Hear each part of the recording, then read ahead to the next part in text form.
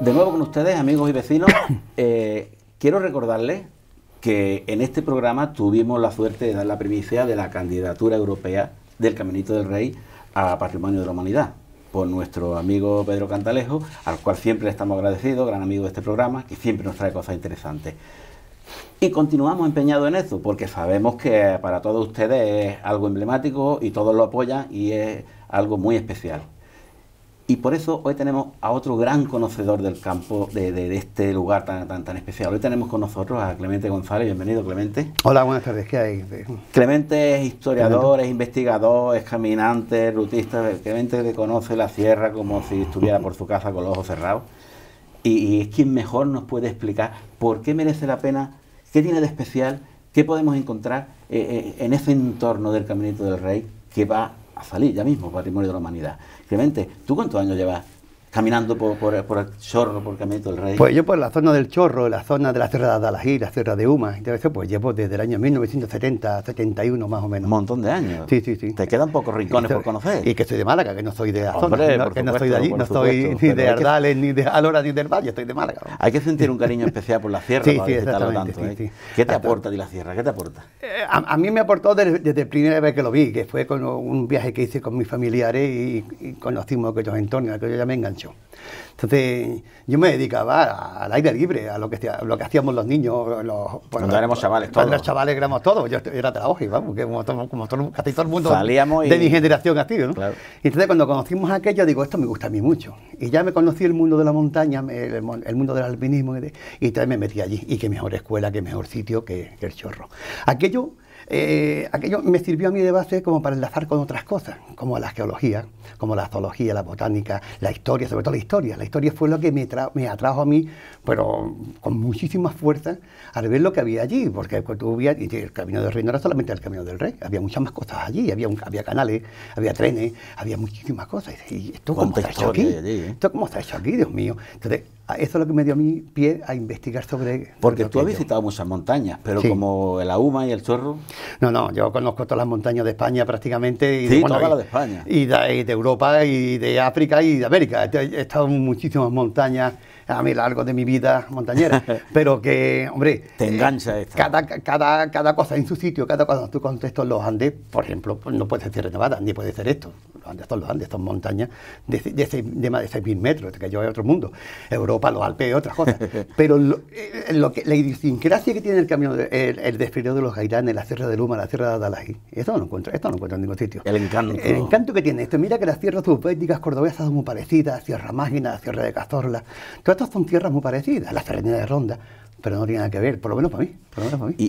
¿Y cómo se forma ese entorno, esa Sierra de Uma? ¿Por qué se crea? ¿Por qué está allí?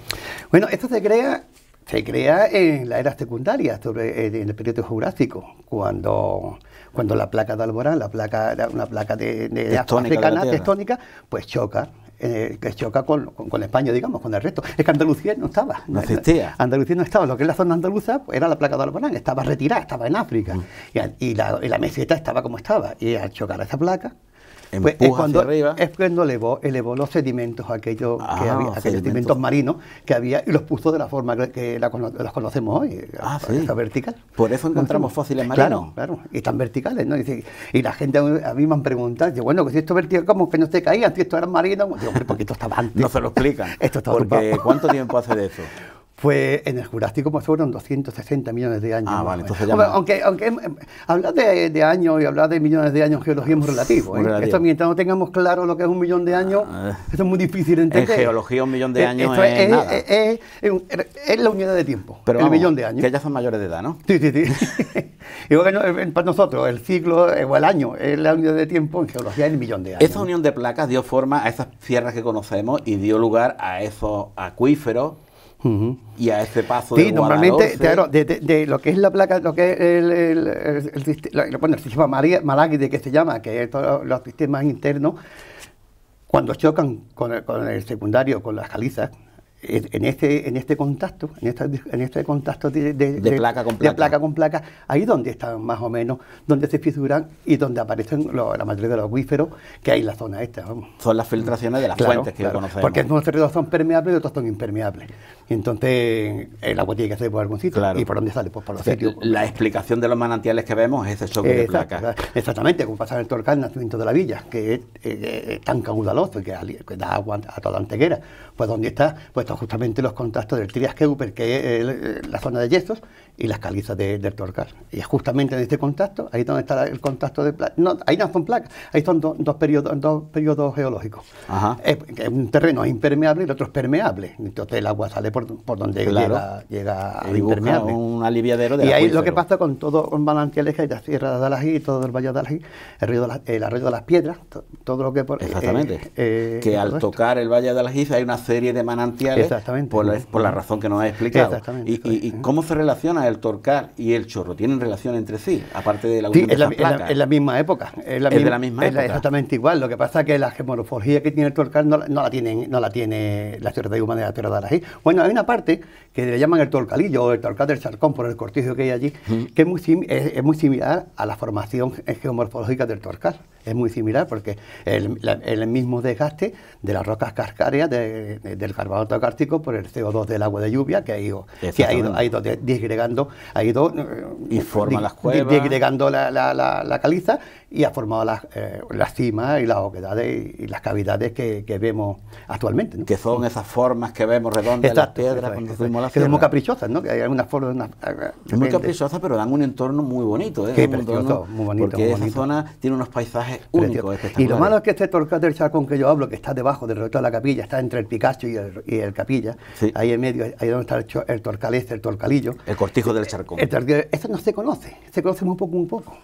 Es una zona muy por un lado está bien y por otro lado está mal, ¿no? Claro, porque lo que se conoce mucho, pues enseguida se invade y entonces ya no está... Mientras suban allí personas civilizadas, pues benditos sean todos. Exactamente. Los que no suban exactamente.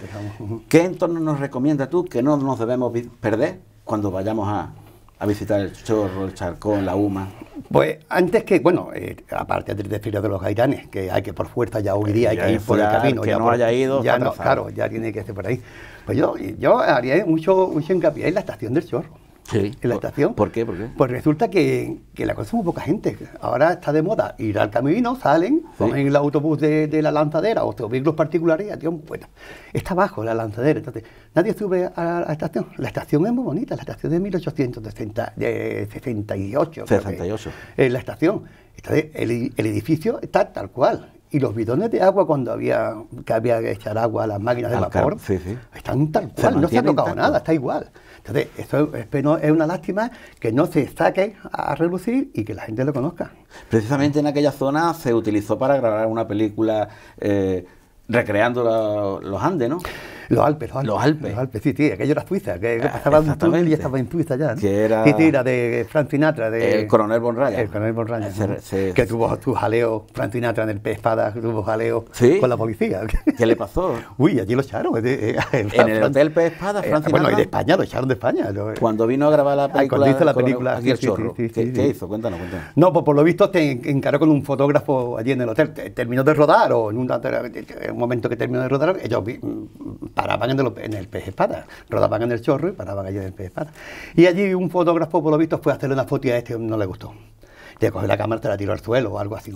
Y tuvo una pelea allí y me demonio. O sea, intervino la policía, la brigada aquella política social que había, y se lo llevaron al cuartelito, le pusieron una multa de 25.000 pesetas, una multa, y lo expulsaron de España. ¿De España? Sí, lo expulsaron. Menos mal que terminó la película. Claro, menos mal, porque él dijo, llegó en el aeropuerto y dijo, no vengo más a este puñetero país en mi vida. Claro, es que no va a venir. Están viendo ustedes que no hay mejor conocedor del lugar y de la época que Clemente. No en balde tiene todos estos libros y algunos más, ¿no, Clemente? Sí, estos son todos relativos al Torcal y al Chorro, sobre todo. Pero aquí no están todos, hay más. No, faltan algunos, sí. ¿Has investigado historia, entorno? ¿Qué más has investigado? Tengo sobre todo el ferrocarril. El ferrocarril me ha traído mucho. Historia del ferrocarril. El ferrocarril me ha traído mucho el Chorro, los Gaitanes. En el tramo ¿no? Precisamente, hablando también de lo de la UNESCO, recordaros que el fin de semana pasado hubo una jornada para la UNESCO. Pues para hacer y pedir que se declare aquello patrimonio de la humanidad. Entonces yo pregunté también por el ferrocarril, ¿no? El ferrocarril, el actual no, porque esto es de Adif y esto no se puede tocar, pero sí es verdad que los túneles antiguos, de cuando los años 60 y tantos, 70, cuando hicieron los nuevos pantanos, estos quedaron obsoletos. Entonces, presentando precisamente mi libro de ferrocarril en Bobadilla Estación, presenté el libro y me decían, claro, yo recorrí aquella zona, para te la habrás recorrido unas cuantas veces. Y sobre todo para informarme y documentarte. Y documentarme de toda aquella zona, pues todo lo recorrí para arriba. Y es verdad que desde Bobadilla hasta el túnel número 1 del antiguo trazado, que era el túnel de los Yesos se llamaba, aquello, y unas trincheras enormes, unas trincheras que tienen unos 25 o 30 metros de altura, que es un camino precioso que da al pantano del Guadalhorce. Entonces habría que recuperarlo. Hombre, claro. Y aquello es una maravilla. Y me decían los de Bobadilla que habría que hacer algo. Digo, pues ahora tenéis la oportunidad de meterlo aquí en todo esto. Yo lo pregunté allí en la asamblea aquella, y entonces me dieron que, claro, que ahora todo el mundo quiere meter lo suyo en esta declaración, ¿no? Pero la verdad es que si lo vale, lo vale. Y hay que empezar por algún sitio, ¿no? Pues si lo vale, es que eximir algo es pecado también. Claro. Porque aquella zona, aparte del túnel del antiguo trazado, también cerca ya del desfiladero de los Gaitanes, está el antiguo apeadero del Coscojal, la antigua vía, el antiguo puente que unía. ¿Existe todavía? Existen los restos. Claro, después de tantos años. Lo que se ve, pues, aún, y la maleza y los árboles ya están desfigurando toda la zona, ¿no? Pero vamos, el que lleva ojo queriendo ver lo que quiere ver, lo que va buscando, lo encuentra. A buen conocedor. Lo encuentra, ¿no? Como yo encontré el puente de la Junta de los Ríos, que yo creía que iba a ser otra cosa, y hay dos pilares allí en medio y ya está, ¿no? Lo poco que queda. Lo poco que queda. Y es una maravilla porque es un otro sitio, de los poquitos sitios que pues, se puede ver 3 ríos a la vez, 3 ríos que se unen en uno. ¿Confluyen 3 ríos? Allí, entonces se llama el puente de la Junta de los Ríos, que aquello es precioso, también es una zona maravillosa. ¿Y eso lo podemos visitar? Eso está dentro de lo que domina la agencia del agua, lo que domina digamos, las autoridades del pantano, ¿no? Vale. Yo entré allí con permiso, entra por allí y me han dejado, de hecho, no sé por qué no dejan de entrar, porque se podría entrar perfectamente, que aquello no hay ningún tipo de peligro. Hombre, no puedes bajar pie de las prestas, eso es lógico, pero a los alrededores y ver aquellas carreteras, ver aquellos caminos, sí, se puede ver perfectamente, vamos. Bueno, es un terreno con unas delimitaciones ya muy antiguas, muy obsoletas, que tiene razón. Habría que reformarla y dar a conocer ciertos lugares de encanto. Es lo que hablamos, aquello pertenece a Campillo y Campillo está diciendo, oye, porque si la necrópolis de Aguililla la vaya a meter en la UNESCO, que es nuestro, oye, pues también podremos hacer esto aquí, ¿no? Claro. ¿Y qué más se va a recomendar para la UNESCO? Para la UNESCO son 7 puntos prácticamente, 7 puntos exactamente lo que se van a recomendar. Uno de ellos es el paraje natural del desfiladero de los Gaitanes, lo que es el desfiladero. Claro, el desfiladero en sí. La formación geológica y geomorfológica del desfiladero de los Gaitanes. ¿Cómo se forma el desfiladero? La teoría es que lo socavó el río Guadalhorce, nuestro río Guadalhorce, que pasa por aquí al lado. Sí. Nuestro río Guadalhorce, que es muy malagueño, pero el pobre nació en Granada. Granadino de nacimiento. Exacto. Y malagueño de adopción. Que, granadino y poco más cordobés. Un poquillo cordobés porque... Pero es lo que tienen los ríos. Claro, porque al llegar a la altura más o menos de Fuente Piedra, pues da un giro enorme, deja Córdoba, deja el Genil y se viene para Málaga. No me voy a desembocar en el Atlántico, me voy a desembocar en el Mediterráneo. Pero su mayor trayecto es Málaga. Es totalmente entero Málaga. Granada tiene 4 kilómetros del puerto de las Azores hasta el término del Trabuco, vamos, esto es nada. Y entonces, aprovechando una falla que había en la Sierra de Uma, por ahí se cuela el río. Y fue ensanchando porque el material son calizas nodulosas, son calizas más bien blandas, entonces, y también la eolítica, que son más duras, pero por donde discurre el río son nodulosas, son calizas como con lentejones, unos lentejones que son más erosionables. Más erosivas, que se ven cuando hacemos el caminito. Sí, se ve perfectamente. Eso es, se ven los fósiles allí, que en uno de ellos han puesto un metacrilato para protegerlo. Bueno, eso es, y el camino del rey pues empieza por arriba, empieza a ensanchar hasta lo que conocemos hoy. Eso es una de las teorías que hay. Hay otra teoría de otros geólogos, que es que lo que es el grueso del desfiladero, lo que es el grueso grande del desfiladero, no lo encajonado que hay abajo, sino lo de arriba, que es mucho más ancho, es anchísimo, eso se hizo por erosión marina, no fluvial, no por el río, sino desembocar el mar de Teti antiguo que había, que separaba la Petibética del Mediterráneo. De cuando chocaron las placas estas que estábamos hablando, la placa de Alborán, que es como el efecto que digo yo, de choque y un retroceso. Cuando choca algo, pues retrocede. Exacto. Claro, en el tiempo geológico pues, pasa un montón de años. Entonces, al retroceder, después del choque, retrocede un poco la placa y queda un hueco. Esto forma el Mediterráneo. Cuando se forma el Mediterráneo llegó a secarse. Una vez que estaba lleno de agua, se llegó a secar. ¿Ah, sí? Sí, por eso tenemos estas cantidades de sales tan grandes. El desierto de Tabernas, toda aquella parte de Tabernas, son terrenos muy salinos. Aquello era Mediterráneo. Era el fondo del Mediterráneo. Entonces se secó. Y una de las teorías que dicen los geólogos es que por estos desfiladeros, tanto por este como por los vados de Almería, y sobre todo y los países balcánicos, hay desfiladeros muy parecidos, no como este, pero parecidos, que es porque está lleno. Se volvió a llenar el Mediterráneo. Por la misma razón. Y entonces, claro, una vez que ya se hizo, digamos, se llenó aquello entero, pues el río sí ya siguió escarbando y erosionando. Y buscó su salida. Lo que conocemos como hoy, ¿no? Ya vemos que hay sitios que tienen 60 centímetros de anchura. Sí, espectacular. Abajo de la primera... Estar allí es espectacular. Trae visitantes del mundo entero, ¿eh? En YouTube hay vídeos del chorro de todas partes del mundo. Sí, se ha hecho mundial. Espectacular. ¿Qué otro punto se protege? Otra cosa, la cueva de Ardales. La cueva de Ardales, que es la cueva de Doña Trinidad Grum, que, bueno, está en territorio de Ardales, pero claro, pertenece al entorno. Nadie conoce el balneario de Carratraca, que en el siglo XIX pues iban a las personalidades que iban a tomar las aguas. Una de las excursiones es ir a la cueva, ¿no? Ir a la cueva que Doña Trinidad la condicionó para los visitantes. Le puso escalones, le puso de todo para poder visitar aquello. Precisamente el año que viene, creo que hace el 200 aniversario de... Sí, nos comentó Pedro dijo algo de eso. Sí, y además todavía se pueden ver dentro de la cueva las adecuaciones que hizo Doña Trinidad para los visitantes. Sí, se ve perfectamente. Espectacular en todos los ámbitos. Es más, ellos estuvieron en los años 80, creo que fue. Sí, por la Sociedad de Excursiones de Málaga y también el Ayuntamiento de Antequera, de Ardales, estuvieron allí, sacaron unas salas nuevas, sacaron un sitio inédito, que encontraron pues restos del Neolítico, personas del Neolítico. Y no se para de estudiar. Y estuvieron un montón de años, un montón de meses allí estudiando aquello. Y por lo visto, cuando entraron yo la primera vez, estaba aquello de basura, de suciedad. Lo que suele ocurrir. De años y años y años de no entrar allí, dice que sacaron allí lo que está escrito. Y hoy es un referente mundial en la prehistoria. Siguiente lugar que protege la UNESCO. Otra parte es la necrópolis de las Aguilillas. ¿Dónde está la necrópolis? Esto está... Pues justo está en territorio de Campillo y está muy cerquita de la presa de la presa de Guadalteba. Está muy cerquita la parte de arriba. Y hay un enterramiento prehistórico, simplemente que también habría que proteger porque esto es otra cosa que estaba olvidada, no se conocía y hasta que se ha sacado a la luz, gracias a Pedro Cantalejo también y a lo que es la función de Guadalteba, que hay un grupo que están actualizando y sacando esto a la luz, ¿no? Estudiándolo bien. También está la isla, bueno, por supuesto, la iglesia rupestre de Ovaso, ¿no? Es un referente en el mundial, en el mundo islámico, en el mundo mozárabe, y de Omar Bejazún, el terror de los omeyas cordobeses. Que eso daría para una película, una superproducción. Eso también hay que ver. ¿Es cierto que la Sierra de la Uma es por Omar Bejazún? Esto dicen de Omar, Uma... Dejó mucho impronto Omar Bejazún en nuestra comarca, ¿eh? Sí, pero no tanto como se cree, porque hay una zona que se llama Sierra, ¿cómo se llama? La Escalera Árabe.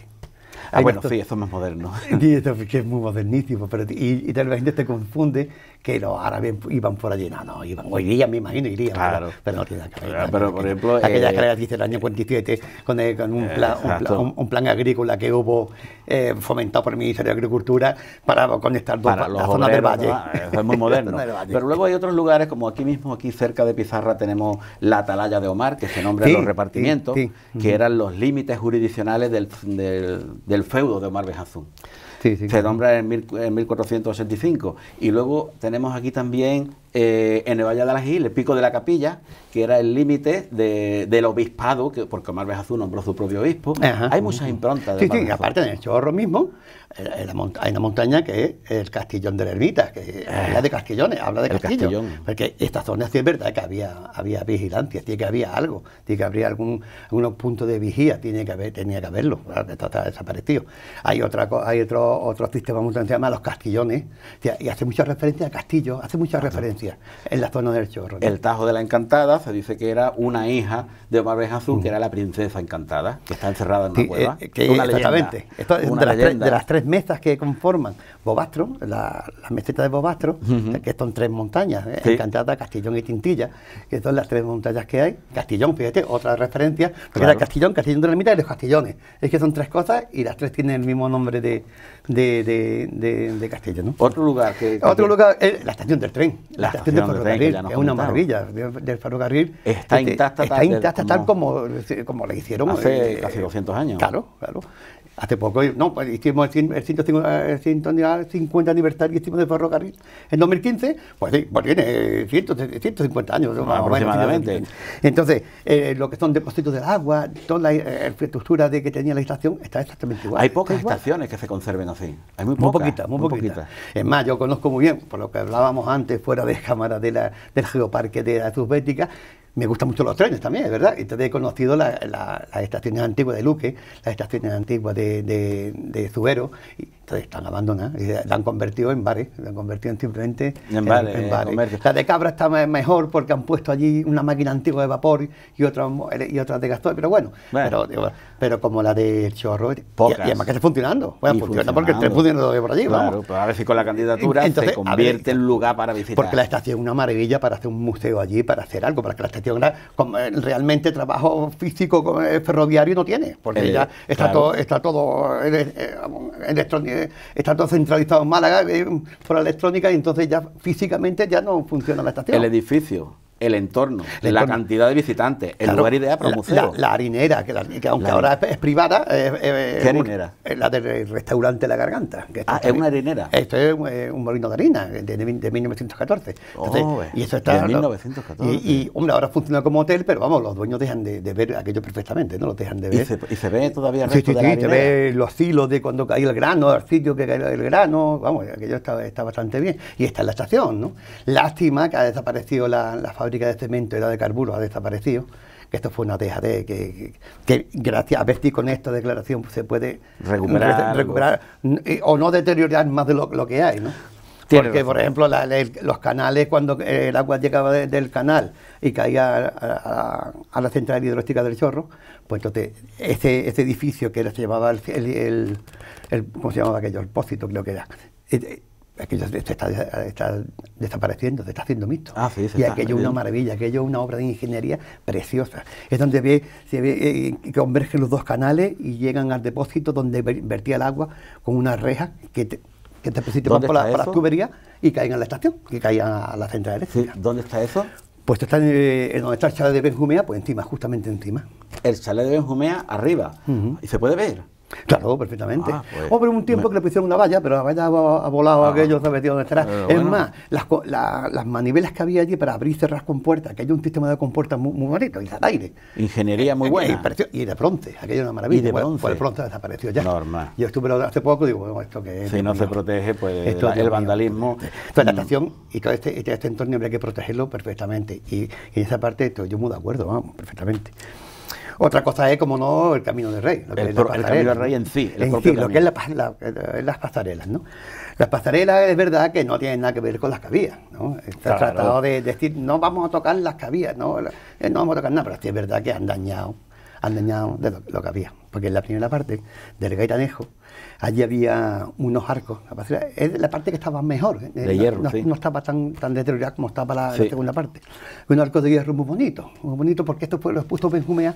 Benjumea era muy caprichoso, le gustaban mucho esos detalles, le gustaba, encantaba. Entonces, estos arcos los copió de la casa del suegro, que es el palacio de los Heredia, en la Alameda. Si te fijas, en los balcones están los mismos arcos que él puso allí en el Camino del Rey. Nos fijaremos. Sí, entonces, bueno, yo desde que me dedico en esto, me enteré y lo investigué, ahora veo que todas las casas decimonónicas, todas tienen arquitos, ¿no? Digo, bueno, era un recurso arquitectónico ornamental. Y muy bonito. Entonces, pues quiso hacer lo mismo. Claro, allí. para evitar la cimbra de los balcones. Claro, entonces quiso hacer lo mismo allí. Y entonces quedó precioso. Y entonces, esto ha desaparecido. Hombre, ha desaparecido, lógicamente, por razones técnicas, ¿no? Yo hablé con el arquitecto y me dijo, hombre, es que donde descansaban estos arcos había pilares de obra que estorbaban para hacer la nueva pasarela. Es verdad que estorbaban y había que quitarlo. Hombre, también podrían haberlo puesto de otra forma, no sé, haber recuperado algo. Bueno, pero claro, como la primera parte no tiene, la otra parte no tenía arco, entonces no lo vamos a hacer lo mismo, ¿no? Claro. Pero claro, esto tiene también su cosa, ¿no? Porque la segunda parte no se hizo hasta el año 1926. El primer Camino del Rey, el primer trayecto, acababa en el puente del Tajo de las Palomas. Que es un puente que cruza la Guadalhorce. Que cruza los tajos, puente de hormigón. el Tajo de las Palomas, que llegaba a un apeadero, a un apeadero de ferrocarril. Ahí llegaban las pasarelas, más allá ya no había nada, ¿no? Ya no había nada. Hasta 1926, que es cuando, bueno, Benjumea se fue de ministro, con la dictadura militar de Primo de Rivera, pues se lo lleva de ministro de Fomento. Y entonces aquello había que continuarlo. Y fue Manuel Jiménez Lombardo, que cuando acabó el pantano del agujero, pues se hace cargo de la obra del pantano del Chorro. Y este fue el que termina las pasarelas. Este era más pragmático, de arquito, vamos a terminar esto. Tira rápido cuanto antes. Y efectivamente, esa es la diferencia que hay. Benjumea era un hombre muy detallista. Sí, bueno, de hecho, la presa de Catanejo, pues fue una maravilla resonada en toda Europa, ¿no? ¿Y llegó a pasar el rey por las pasarelas? Sí, hasta el puente de hasta al primer tramo que me lo que había. Entonces, que esto fue, en el libro una visita real, Pantano del Chorro, sí. Pues lo explico, ¿no? Porque había una controversia, ¿no? Claro, con Pedro Cantalejo, precisamente, que hablaba yo con él, me preguntaba, oye, ¿tú sabes que el rey, me preguntó una vez, hizo todo el recorrido? Y digo, bueno, lógicamente, pues claro, Benjumea va a decir, se va a callar a enseñarle la parte más asombrosa, la parte más bonita, claro, digamos, más espectacular desde Filo de Gaitanes y lo va a cortar camino. No, claro que sí. No, me decía Pedro, no, es que no puede ser. Bueno, había mucho barro, ¿cómo para cruzar la zona del hoyo? Pues llovía mares. Con el séquito que lleva el rey. No, aparte, que ya se había hinchado de pista barro cuando estuvo inaugurando la presta, cuando puso la última piedra. Ya había cogido barro y agua, ¿no? Sí, lo contaba en las hemerotecas. Tuvieron que poner barcas. Claro, digo, como tiene que ser esto, pero hasta que me di cuenta, que ahí lo pongo en el libro, que ocurre un suceso gordo en el desfile de los Gaitanes. Quiere decir que una piedra, una gran roca, cae y parte el puente, el acueducto del acueducto de Rivera, el que pasa el agua de un lado a otro de Rivera. La imagen típica que vemos, pues se rompe con una piedra. La piedra. Con una piedra en enorme. En el año 1926. 26 se rompe 26 o 24, no aproximadamente, año arriba. Entonces, no, es que es un detalle muy especial, un detalle muy importante saber qué año se rompe el acueducto. Y entonces, pues claro, se rompe el acueducto. Entonces, hay fotos que se ven los obreros trabajando en él, recuperando el acueducto, que dejó a Málaga 3 días, 3 meses sin luz, 3 meses sin electricidad. Porque el agua no corría, no cortaron el agua. Se quedó Málaga sin luz 3 meses. 3 meses, bueno, a base de las centrales de vapor que había en Málaga, ¿no? Pero era la eléctrica del Chorro sin luz, ¿no? Y los tranvías tampoco. Y entonces, claro, fijándome en una fotografía de Otto Wunderlich, estoy viendo una foto de esta época, veo el Camino del Rey, la primera parte, estoy viendo, y veo las obras del acueducto. Y amplio la foto, miro bien, digo, si tiene Camino del Rey aquí, de aquí no hay. ¿Qué tiene que estar aquí? No está. Digo, coño, porque no se hizo todavía. Y efectivamente, Benjumea se fue el 25 de ministro, entró el 26 Jiménez Lombardo, y a partir del 26 cuando se hace el Camino del Rey. Digo, mirame la vuelta, que tal la cosa, lo que he investigado, lo que es meterte. Detalles de un investigador que ve cosas más allá de las que vemos las personas normales. Y entonces, a mí como esto me chifla tantísimo. Claro, es tu pasión. Pues entonces, entonces llamo a Pedro, el Rey imposible, no pasó por allí. ¿Y por qué no pasó? Digo, porque no había nada, no había camino, leche. Se quedó en el primer tramo, claro. El Rey se quedó en el primer tramo. Es que no había camino del Rey. Digo, claro. Es más, hay otra foto muy bonita, también del año siguiente, del mismo año, porque Benjumea se hace ministro de Fomento en diciembre, pero en el verano primavera de este mismo año, viene Primo de Rivera a ver las obras. Y también la misma foto en el puente del Tajo de las Palomas. No pasan. No pasan de ahí. No pasan de ahí. Wow. Porque ahí cogían el tren y iban al Chorro. Qué curioso. Cruzan el tren, y entonces ya enlazaba todo aquello, ¿no? Y entonces esta historia hay que resaltarla, y todo el que va allí solamente ver las pasarelas, uy, qué bonito, pero hay que hay algunos guías que sí enseñan esta historia y la gente se queda encantada, ¿no? Porque esta infraestructura hidráulica ha sido un referente para todos los gobiernos que han entrado. Han querido poner su granito de arena. Claro, apuntarse a ellos. Pues claro, tanto. Es más, todos los ministros de Fomento pasearon por allí, todos los gobernadores civiles, y hacerse las fotitos. Y cuando el rey ya fue el colofón, ¿no? Allí fue el presidente de la República, allí fueron los ministros, allí fueron Exacto. No, entonces por eso es aquello importante era una maravilla. conocer Entonces, la historia. Conocer todo aquello es una maravilla. Y las presas, y lo último, el número 100, las presas. Las presas, tanto la del Chorro, bueno, ahora se llama Conde de Guadalhorce, la presa del pantano de Conde de Guadalhorce, que se hizo en el 21, que le inauguró, bueno, que terminó... La presa antigua que vemos arriba, cerca del pueblo, del chalet. Que querían, ahora con la moción de esto de la UNESCO, querían recuperar el paso original peatonal que tenía la presa. Subterráneo. El subterráneo que hay por debajo, el del barco. Es muy bonito. Sí, yo lo he visto muchísimas veces, yo porque lo sabía antes. Que yo pasaba cuando por allí, se podía entrar. Es que no había otra cosa, estaba prohibido pasar por arriba, porque la carretera es muy pequeñita. Entonces, es más, ahora mismo, cuando pasamos por allí, vienen coches, hay que echar por un lado. Es una carretera de 1920, con lo cual... Entonces, el paso... Ni arcenes, el paso original era por ahí abajo, por los arcos, ¿no? Entonces lo quieren recuperar también. Lo que pasa es que cuando se puso el famoso boom del turismo rural, el senderismo, todo el follón, pues entonces es lo que hacemos siempre. Vamos, guarreamos a todos los que vamos. Entonces, el paso de los arcos tuvieron que cerrarlo porque aquello era ya un sitio asqueroso, un sitio que lo utilizaba la gente para todo menos para como pasar. El campo es libre, entran personas civilizadas. Entonces allí hicieron guarderías. Entonces la empresa y la hidrográfica le dijeron, pues cerramos esto. Y aparte también les sirvió para poner sensores para medir constantemente el estado de la presa como estaba. Claro. Entonces ya con más motivos pues cerraron allí y no entraban.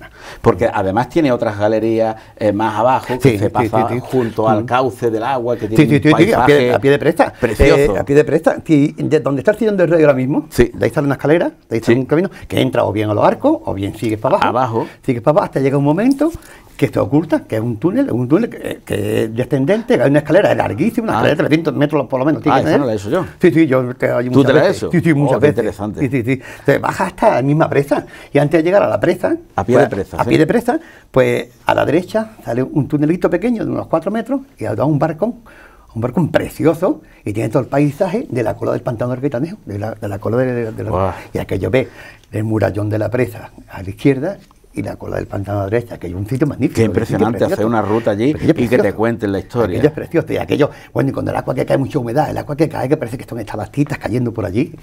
Hay muchos sitios de España donde se vea eso. Esto es muy difícil, ¿ves? Esto es muy difícil. Aquí nomás. Y lo tenemos aquí al lado.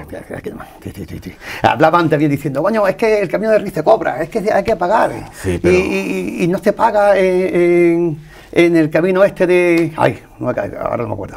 De Caín, ¿cómo se llama, coño? Si fuésemos civilizados y no hubiera que mantenerlo.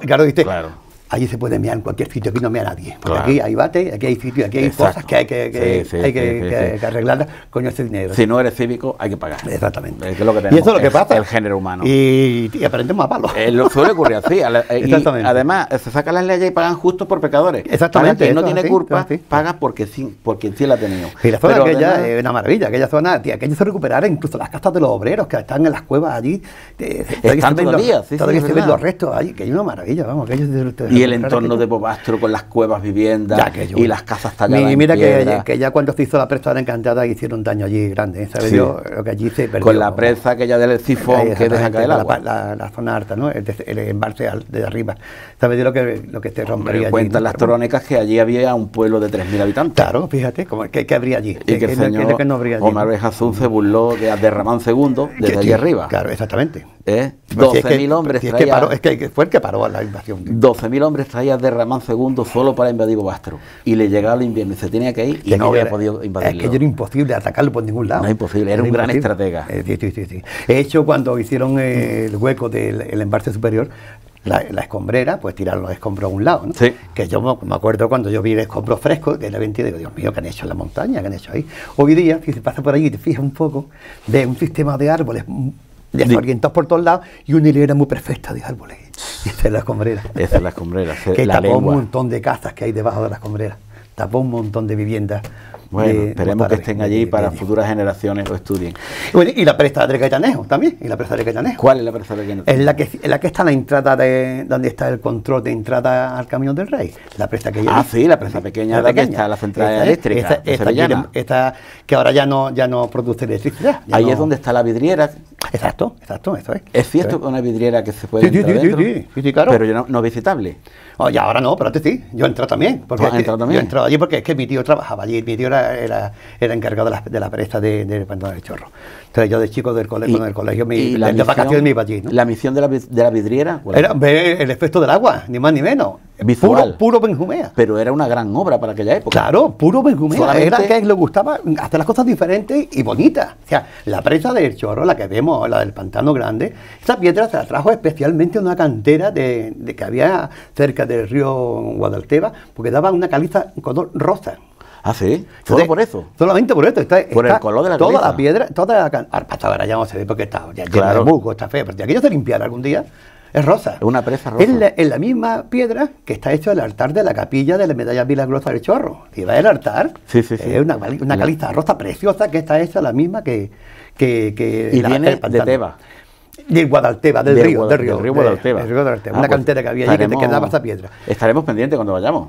No sé, bueno, la cantera no se ve porque ya está inundada por el pantano, pero la presa sí. Pero ahora que lo sabemos, si nos fijamos, seguro que lo vemos. Sí, claro, y sobre todo si vamos a la capilla del Chorro, vemos el altar y es la misma piedra, Y con la presa del Caetanejo, pues quiso hacer lo mismo, quiso que el agua reposara por encima y que alguien pues, desde detrás viera la cortina de agua de caer. Y puso un cristal allí. Y él dijo, esto va a impresionar que lo vea. Y a los lados, horadado en la piedra, nacen los canales. Los canales, no, pasa por debajo. Por debajo. Pero se ven a los lados. No, es que lo que se ve al lado Benjumea era un poeta, era un mago, pero después la poesía pasó. No le salió bien. No, después, ya moderno, en los años 70, la poesía dijo que aquí vamos a lo práctico. Hicieron un boquete donde están los cristales, donde está la mampara de cristal, metieron un tubo enorme, que es el mismo tubo que te lleva el agua en la conducción forzada, que va a la central de Nuevo Chorro. Ya ves que el Camino del Rey se hizo para los canales del agua. Claro. Hay dos canales, uno que se ve, que es el que está ahora roto, la gente pasa, y otro que está oculto por dentro de la montaña. Sí. Ese canal ahora mismo está entubado. Y entonces el agua va forzada desde el Gaitanejo hasta el Chorro. Y antes no estaba entubado. Antes no estaba entubado, iba libre, los dos canales iban libres, los dos.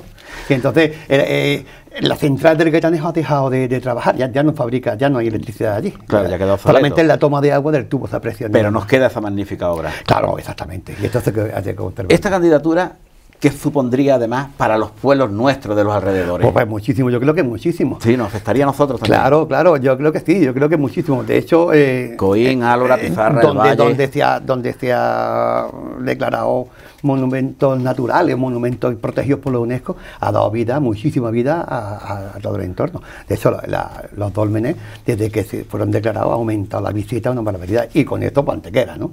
El parque de la UNESCO también de Gorafe, en Granada, que coge a varios pueblos, no solamente a uno como Antequera, coge a muchísimos pueblos, también ha evolucionado muchísimo. Y aquí, pues Campillo, Ardales, Álora, Pizarra, el Valle de Alaí, y sobre todo el Valle de Alaí, el pobre que está allí con lo que tiene el medio olvidado, me casi la más, que tanto la montaña como la historia.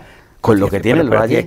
Es que casi más que mucho, yo no me voy a decir más, ¿no? Pero vamos, que es tan importante como los demás pueblos de la zona, que la Nescania romana es tan importantísima, que está allí todavía, que todavía ahí hay que excavar, que aquello no está excavado, que aquello está. Ahí está. Allí. El pueblo es un pueblo con un gran encanto que tiene su museo arqueológico que sorprende. Y ha salido perjudicado por el AVE, ha venido beneficiado a muchísima gente, a ellos lo han perjudicado.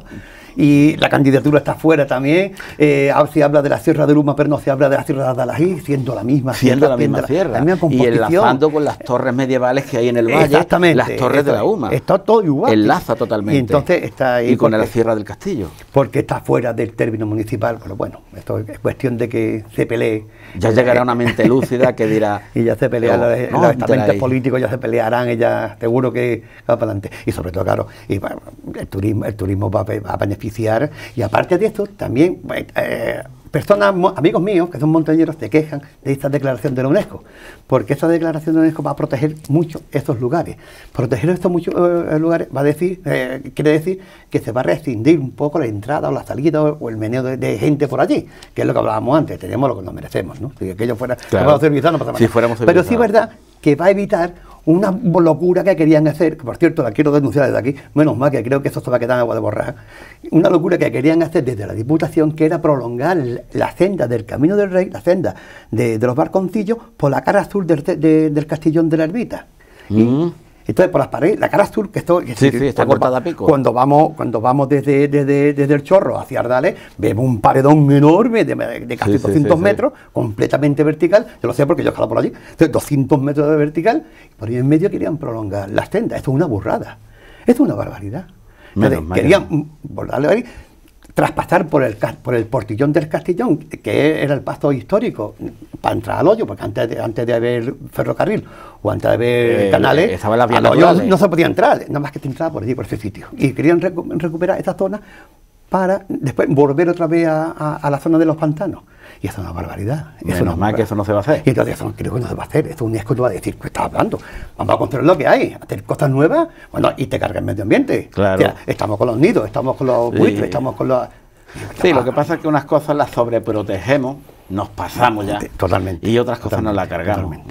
Es que no... A nosotros los montañeros pues nos han prohibido de entrar al desfiladero de los Gaitanes, que era nuestro campo de acción.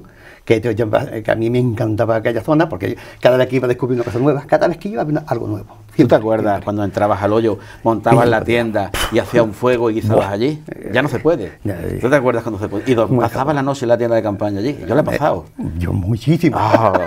Yo muchísimo. En no, verano, solamente, yo en cualquier sitio. Una noche de verano, eso es una experiencia única. Pues, y en la Rejaná, el valle que para Sierra de Uma de Atalají. La Rejaná, el hundidero de Viedma, donde está la Fuente de la Viuda. Este es el sitio más frío del mundo. En invierno, ahí hace más frío que en ningún sitio. Porque la tierra desprende agua. ¿Qué cosa más fría? Hay unas fuentes allí, hay un hundidero natural. Pero allí corre el viento más frío de ningún sitio. Yo he pasado allí en noches muy frías. Sí, pero se crían unos espárragos buenísimos. Y aquello es precioso. Aquello es un encanto, sí que es verdad. Aquello es precioso. Cuando vayamos a visitar esa zona, de todos tus libros que tú tienes, ¿cuál nos recomienda que nos llevemos? Hombre, pues el que más completo es que es la historia, que es un paseo con imágenes, pues el desfile de los Gaitanes, que habla de todo. Es el que nos debemos llevar. Habla de todo, habla del ferrocarril, bueno, habla del ferrocarril. Empieza hablando de los toneles de vino, de los toneles empieza hablando de cuando Málaga exportaba vino, ¿no? Vino, aceite, almendras y todos los productos de la zarquía, ¿no? Sí, Málaga ha sido una primera potencia industrial. Qué pena, que de ahí, de los zunchos de hierro que se utilizaban para hacer los toneles, de ahí proviene toda la historia del Camino del Rey, de toda la historia del filatero. De ahí nace, hay que leer el libro. Este libro es muy importante, bueno, mira por donde Benjumea y Jiménez del Embardo, precisamente la misma página ha salido. De todos los nos recomiendas. Yo recomiendo el primero. Hombre, los otros son más específicos, aquel del ferrocarril, este es del Camino del Rey, este son relatos de montaña, del Chorro también, bueno, este es el Torcatante. Para quien quiera ya más detalle, pero el primero es ¿dónde lo encontramos este libro? Este en Málaga, las librerías de Málaga, todas las librerías, casi todas están, vamos, no sé si te van a contar ya o no, porque un sitio del año donde no esté Clemente, claro. Y este estuvo en Álora, que la papelería Cervantes y la papelería, ¿cómo se llama la otra? Cervantes y... Mira cómo se llama. En las papelerías de Álora. Y este es del año 2015, creo que es. Y entonces, claro, si no está agotado, está casi agotado. Bueno. Pero se va a hacer más reediciones porque Abrino tuvo muchas ¿Y se va a reeditar? Sí, pues estaremos muy pendientes. Clemente, te queremos agradecer que hayas estado aquí con nosotros. Ha sido un placer inmenso, como siempre. Al contrario, placer es mío. Ya nos conocemos y sabemos que no nos va a defraudar. Pues te hemos preparado nuestro reconocimiento en agradecimiento por habernos visitado. Premio a la excelencia, tú haces Guadalhorce. Muy bonito. Muchas gracias, Clemente. Muchas gracias. Esperamos poder seguir contando contigo más días. Sí, hombre, claro. Siempre aprendemos, siempre. Sí, hombre. Sí. Y como le haya gustado tanto como a mí, le ha sabido poco, porque a mí me ha sabido poco. Nos vemos en el siguiente. ¿Te ha gustado?